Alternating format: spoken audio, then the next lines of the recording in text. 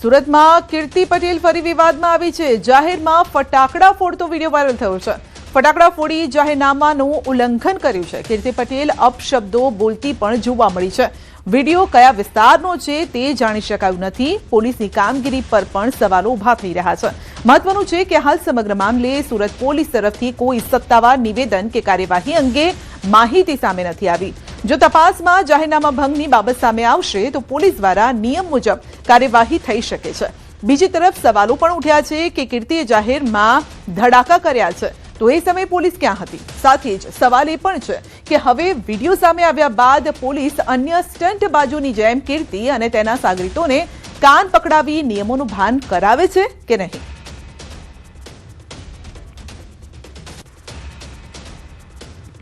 વાવ થરાદમાં કેનાલમાં ગાબડું પડતા નુકસાન। વાવ તાલુકાના દેથડી ગામની સીમમાં ગાબડું પડ્યું। કેનાલમાં 10 ફૂટથી વધુનું ગાબડું પડ્યું। નજીકના ખેતરમાં પાણી ફરી વળ્યું। ખેતરનું વાવેતર જે કરવામાં આવ્યું હતું, ખેતરમાં જુવારનું વાવેતર હતું। આ પાકને નુકસાન થઈ શકે છે। કેનાલ ઓવરફ્લો થવાથી તૂટી ગઈ હતી। ખેડૂતોનો આક્ષેપ છે કે હલકી ગુણવત્તાના કામના કારણે દર વર્ષે 2 થી 3 વખત કેનાલો તૂટી જાય છે અને આ ખેડૂતોએ આ રીતે નુકસાન ભોગવવું પડે છે। વરસાદની ખેંચ વચ્ચે લાખો લીટર પાણી વેડફાઈ ગયું છે અને ખેડૂતોમાં રોષ પણ છે કે જ્યારે જરૂર હોય ત્યારે પાણી આપવામાં નથી આવતું અને આ રીતે કેનાલો તૂટે છે, પાણી વેડફાઈ જાય છે, ખેતરો પાણી થઈ જાય છે અને જે પાક તૈયાર થવાનો હોય તેના ઉપર આ પાણી ફરી વળે છે।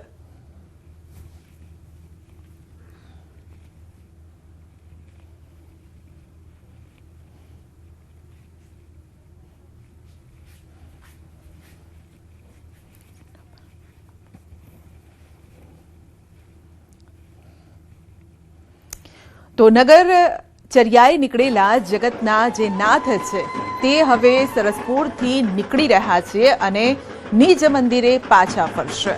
તો આજે ભલે થોડીક મોડી આ રથયાત્રા ચાલતી હતી પરંતુ માનવામાં આવી રહ્યું છે કે સમયસર રથ મંદિરે પાછા ફરશે કારણ કે આજે વહેલા જે ગજરાજ છે તેમને સરસપુર પહોંચાડી દેવામાં આવ્યા હતા। રસ્તામાં કોઈ પણ અડચણ ન આવે તેનું ધ્યાન રખાયું હતું। ગયા વર્ષે થોડીક કહેવાય કે અવાજ અને ઘોંઘાટ હતો, ગરમી હતી જેના કારણે ગજરાજો થોડાક વિફર્યા હતા પરંતુ આ વખતે શાંતિપૂર્ણ માહોલમાં સરસપુર પહોંચી અને આ સાથે જ અત્યારે આ રથ ક્યાં પહોંચ્યા છે, શું વ્યવસ્થા છે અને લોકો હજુ પણ શું ત્યાં પહોંચી રહ્યા છે, આ અંગે વધુ અપડેટ મેળવવા માટે જઈશું મારા સહયોગી ઋત્વિજ પાસે। અને ઋત્વિજ આપણી સાથે કાલુપુરથી જોડાયેલા છે કારણ કે સરસપુર પહોંચ્યા બાદ હવે ઋત્વિજ માનવામાં આવે છે કે રથ પાછા ફરતા હોય છે। મામેરાનો જે પ્રસંગ છે તે પણ પૂર્ણ થઈ ચૂક્યો છે।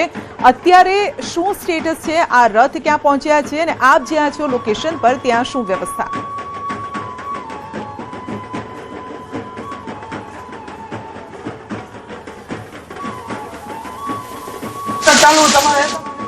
ગજરાજ પણ જે કાલુપુર બ્રિજ પર થઈને કાલુપુર પહોંચશે।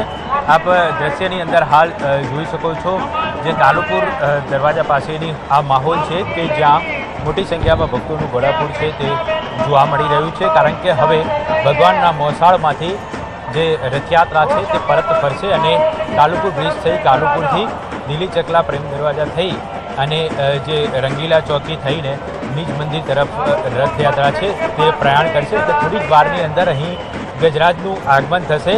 લોકો જે અહીં દર્શનાર્થે ઉમટી પડ્યા છે કારણ કે આ એક જ દિવસ એવો હોય છે કે ભગવાન જગન્નાથ ભાઈ બલરામ અને બહેન સુભદ્રા સાથે નગરચર્યાએ નીકળતા હોય છે અને લોકોની સામેથી જ્યારે દર્શન આપવા માટે ભગવાન નીકળતા હોય છે ત્યારે આ તકનો લાભ લેવા માટે અમદાવાદીઓ તો ઠીક છે પરંતુ સમગ્ર દેશભરમાંથી લોકો ઉમટી પડતા હોય છે અને આજે પણ એ જ પ્રકારનો માહોલ જોવા મળી રહ્યો છે।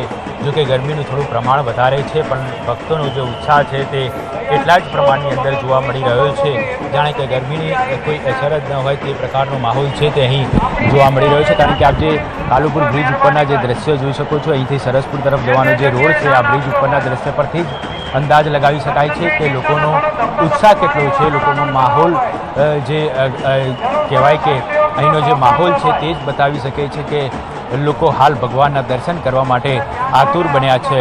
વહેલી સવારથી જ આ પ્રકારની ભીડ અહીં જોવા મળી રહી છે કારણ કે જ્યારે ભગવાન સરસપુર મોસાળ તરફ જતા હોય છે ત્યારે અહીંથી જ જતા હોય છે અને મોસાળની અંદર મામેરાની વિધિ કરવામાં આવતી હોય છે।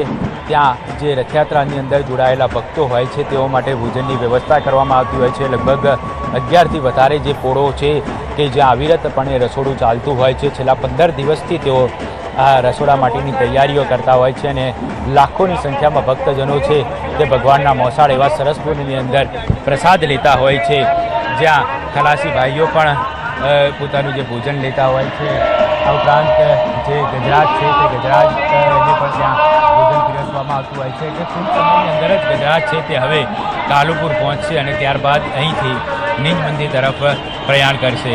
વ્યવસ્થાના ભાગરૂપે આપ જોઈ શકો છો અહીંયા જે રૂટ છે રથયાત્રાનો તે રૂટની આસપાસનો વિસ્તાર છે તે કોર્ડન કરી લેવામાં આવ્યો છે કે જેથી કરીને કોઈપણ ભક્તોને દર્શન માટેની કોઈ અગવડતા ન પડે અને રથયાત્રા છે તે સરળતાથી અહીંથી પસાર થઈ શકે। આખો જે માહોલ છે માહોલ ભક્તિમય જોવા મળી રહ્યો છે।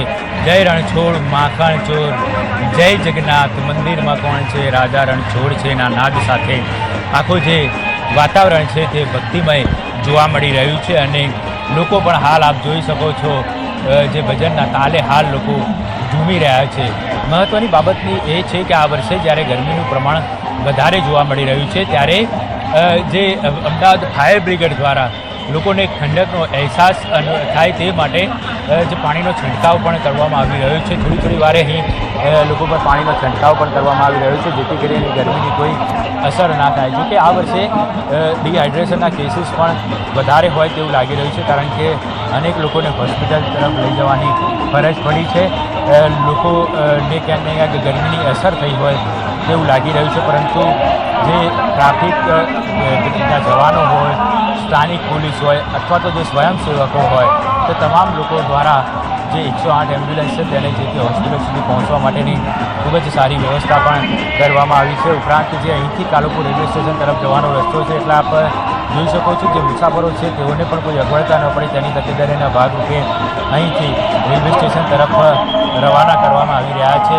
મોટી સંખ્યામાં સ્વયંસેવકોની પણ મદદ ખાસ સ્થાનિક પોલીસ દ્વારા લેવામાં આવતી હોય છે અને પોલીસે પણ ખાસ કરીને આ વખતે ખૂબ જ તકેદારીના ભાગરૂપે 30,000થી વધારે પોલીસ જવાનો, ટ્રાફિક પોલીસ, જે પેરામિલિટરી ફોર્સ છે, SRPના જવાનો છે, આ તમામ લોકોને બંદોબસ્તમાં તૈનાત કર્યા છે। ઉપરાંત જે ટેકનોલોજીની વાત કરીએ તો AI સહિતની ટેકનોલોજીનો પણ ખાસ ઉપયોગ આ વર્ષે રથયાત્રામાં કરવામાં આવ્યો છે।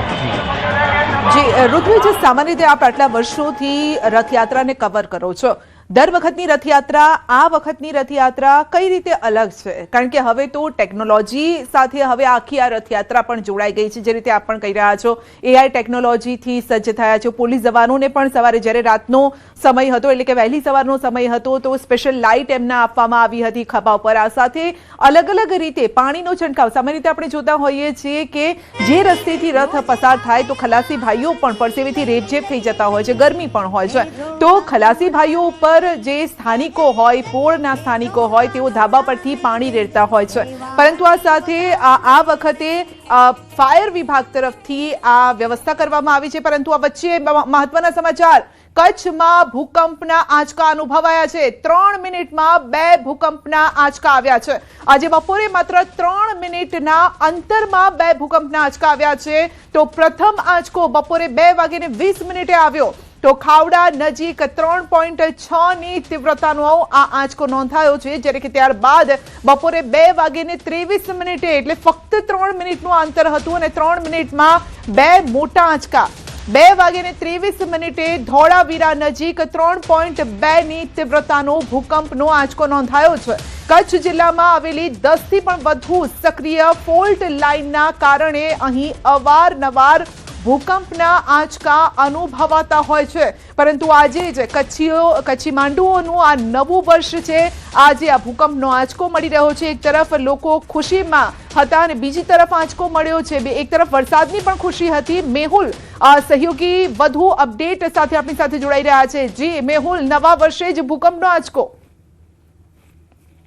આવે તો કચ્છમાં 3 મિનિટના અંતરે 2 ભૂકંપના આંચકા છે તે નોંધાયા છે। બપોરના સમયે 2:20 વાગે છે તે ખાવડા નજીક છે તે 3.6ની તીવ્રતાનો આંચકો નોંધાયો હતો, તો ફરી ત્યારબાદ 3 મિનિટ રહીને 2:23 વાગે ધોળાવીરા નજીક છે તે 3.2ની તીવ્રતાનો છે તે ભૂકંપનો આંચકો નોંધાયો હતો। કચ્છમાં 10 જેટલી ફોલ્ટ લાઈનો આવેલી છે એટલે અવારનવાર છે તે આંચકાઓ નોંધાતા હોય છે, પરંતુ જ્યારે 3ની તીવ્રતાની ઉપરના આંચકાઓ નોંધાતા હોય છે ત્યારે ચોક્કસથી લોકોમાં છે તે ચિંતા જોવા મળતી હોય છે. જી જી બિલકુલ, પરંતુ આ